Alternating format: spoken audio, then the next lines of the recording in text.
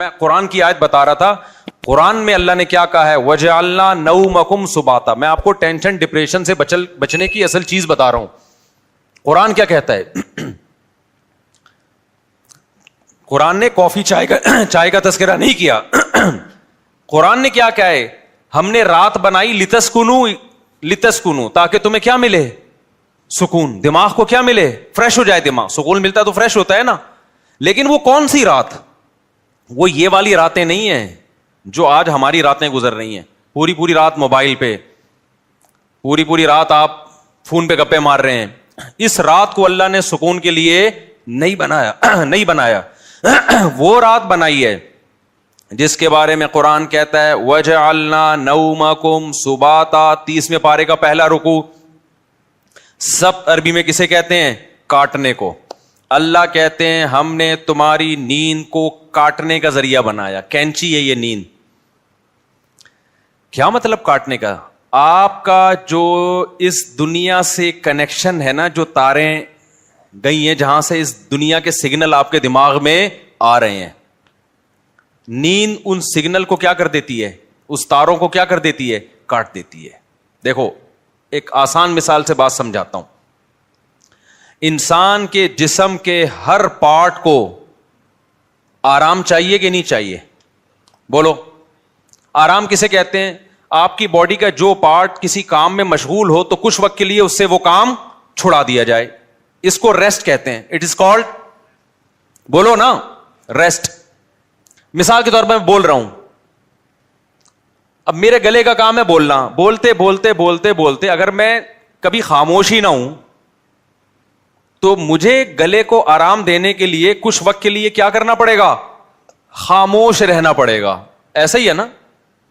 تو گلے سے کام تھا بولنا, اس کا ریسٹ کیا ہے؟ اس سے بولنا آپ چھڑوا دیں تو کچھ وقت کے لیے سکون میں آ جائے گا, وہ دوبارہ بولنے کے قابل ہو جائے گا. کان کا کام کیا ہے؟ سننا. ہر وقت سنتے آدمی کہتا ہے بند کر یار اس کو, تھک جاتا ہے نا کان کہ یار تھوڑی دیر سکون کا ماحول چاہیے, کچھ نہیں سننا ہم نے. ٹانگوں کا کام کیا ہے؟ ابے بولو نا, چلنا. چلتے ایک وقت آتا ہے آپ کہتے ہیں یار بیٹھ جاؤ یار, کچھ دیر ریسٹ کر لو, لیٹ جاؤ, کچھ آرام دے دو. تو ٹانگوں سے چلنا چھڑوا دینا یہ ٹانگوں کا ریسٹ ہے. ایسے ہے یا نہیں ہے؟ جم میں آپ جاتے ہو, وزن اٹھا رہے ہو, 3 سیٹ لگا لیے, 4 سیٹ لگا لیے, اب نہیں اٹھا جا رہا تو آپ کا ٹرینر آپ کو کیا کہے گا؟ بھائی اب بازو کو تھوڑی دیر کیا دے دے؟ ریسٹ دے دے. جو کام میں مشغول تھا اس سے وہ کام چھڑوا دے. اب دیکھو یہ سارے کام جو ہماری باڈی کر رہی ہوتی ہے, ان کو چھوڑنے کا آرڈر دماغ دیتا ہے. دماغ کہتا ہے چلنا بند کر دو, دماغ کہتا ہے سننا بند کر دو, دماغ کہتا ہے بولنا بند کر دو. دماغ کا اپنا کام کیا ہے؟ دماغ کا ریسٹ کیسے ہوگا؟ دماغ کا کام ہے سوچنا. کیا خیال ہے بھائی؟ اگر آپ لوگ سوچ رہے ہو تو سمجھ میں آئے گا کہ دماغ کا کیا کام ہے؟ سوچنا. مجھے آپ بتاؤ دنیا میں کوئی مائی کا لال ایسا پیدا ہوا ہے جو دماغ کو کہہ کے سوچنا بند کر دے؟ دماغ کو آرڈر کون دے گا؟ ہائے آپ چل رہے ہو, ٹانگوں کو کون آرڈر دے گا کہ رک جاؤ؟ اتنا تو میرا خیال ہے جنرل نالج کا سوال ہے, یہ تو کوئی معاشرتی علوم کا سوال نہیں پوچھا میں نے. ٹانگوں کو کون آرڈر دیتا ہے کہ رک جاؤ؟ دماغ آرڈر دیتا ہے, تبھی ہم بریک لگا لیتے ہیں. میں بول رہا ہوں, بولتے تھک گیا تو میرے گلے کو کون آرڈر دے گا کہ رک جاؤ؟ دماغ آرڈر دے گا. اس سے پتا چلتا ہے آرڈر دینے والا ہمیشہ اس سے سپیریئر ہوتا ہے. آپ کی باڈی کا جو پارٹ ہے نا, کوئی بھی پارٹ, اس کو آرڈر دے گا بادشاہ. وہ کون ہے؟ وہ دماغ ہے. پھر یہ اس کی بات مانے گا, رک جائے گا. کیونکہ ہمارے ٹانگوں کے پاس سوچنے کے لیے دماغ نہیں ہے, وہ خود نہیں رکیں گی, ان کو آرڈر اوپر سے آئے گا. لیکن دماغ کو آرڈر کون دے گا کہ سوچنا بند کر دے؟ نہیں یہی بات, دماغ آرڈر نہیں دے سکتا. دماغ کے لیے کوئی اوپر کی چیز ہو جو دماغ کو آرڈر دے کہ سوچنا بند کر دے. کیونکہ دماغ جب اپنے آپ کو آرڈر دے گا کہ سوچنا بند کر دے تو اس کے لیے دماغ سوچے گا, تو سوچنے کا عمل کم نہیں ہوگا بلکہ سوچنے کا عمل بڑھ جائے گا. ابے کیسے سمجھاؤں مجھے بتاؤ یار. کامن سینس کی بات کر رہا ہوں یا نہیں کر رہا؟ کافی پی کے آئے ہیں کہ نہیں آئے ہیں؟ مجھے یہ بات بتاؤ. اگر کافی کی عادت نہیں ہے نا, پھر بغیر پیے بھی دماغ فریش ہوگا. اگر عادت پڑ چکی ہے تو ایک ایک کپ آپ کو پلانا پڑے گا, اس کے بغیر کھوپڑی میں بات نہیں آئے گی. یہ نقصان ہے کافی کا. پھر بھی ہم کہتے ہیں پی لو, ہمیں بھی کبھی دماغ کھوپڑی کام نہیں کر رہی ہوتی, 2 چسکے ہم بھی لگا لیتے ہیں. ٹھیک ہے, پیدا تو اسی سوسائٹی میں ہوئے ہیں نا, فضائل نہیں بیان کرتے ہم. اچھا خیر, تو اب دماغ کا کام کیا ہے؟ دماغ کو سکون ایسے ملے گا, سوچنا چھوڑ دے. اب آپ کیا کرو گے؟ اب آپ بیٹھ گئے, ٹانگوں کو آرڈر دیا رک جاؤ, ٹانگیں رک گئیں. کمر تھک گئی ہے بیٹھے بیٹھے, کمر کو آرڈر دیا بھائی لیٹ جا, لیٹ گئے بھائی.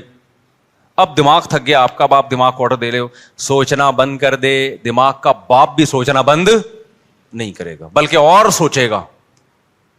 تبھی تو اوور تھنکنگ کی ایک بیماری ہے نا. لوگ کہتے ہیں ہم جب سونے کے لیے لیٹتے ہیں تو اس وقت تو بالکل ہی نیند اڑ جاتی ہے ہماری.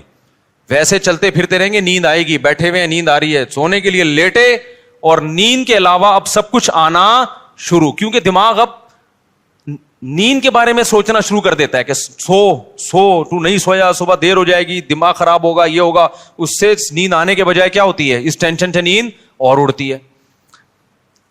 سمجھ میں آ رہی ہے بات؟ تو اس کا حل اللہ نے کیا رکھا ہے؟ اللہ نے کہا یہ تمہارے بس میں نہیں ہے کہ تم سو جاؤ, کیونکہ تمہارے پاس جو سب سے پاورفل پارٹ ہے نا وہ دماغ ہے. اس دماغ کے کنٹرول میں نے تمہارے سارے پارٹ دے دیے ہیں. دماغ کس کے کنٹرول میں ہے؟ وہ میرے کنٹرول میں ہے.